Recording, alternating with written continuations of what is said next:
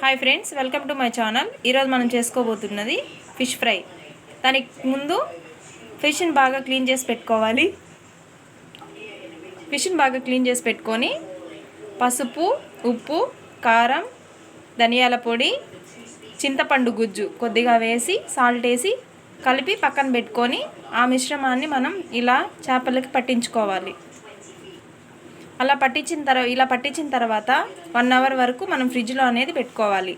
ఎందుకు పెట్టుకోవాలి అంటే ఈ మసాలా అనేది ఫిష్కి బాగా పట్టాలి. ఇప్పుడు ఆయిల్ బాగా హీట్ అయిన తర్వాత ఇలా ఫ్రై చేసుకోవాలి.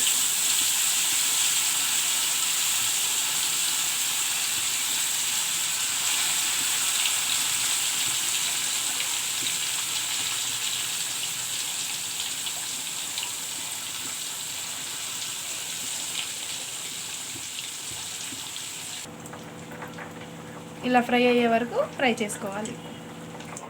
ఫ్రై చేసుకున్న తర్వాత ఇలా ప్లేట్లోకి తీసుకోవాలి. ఈరోజు మా ఇంట్లో fish curry and fish fry. మీ ఇంట్లో ఏం చేసుకున్నారు కామెంట్ చేయండి, సబ్స్క్రైబ్ చేయండి, షేర్ చేయండి, లైక్ చేయండి. Bye friends.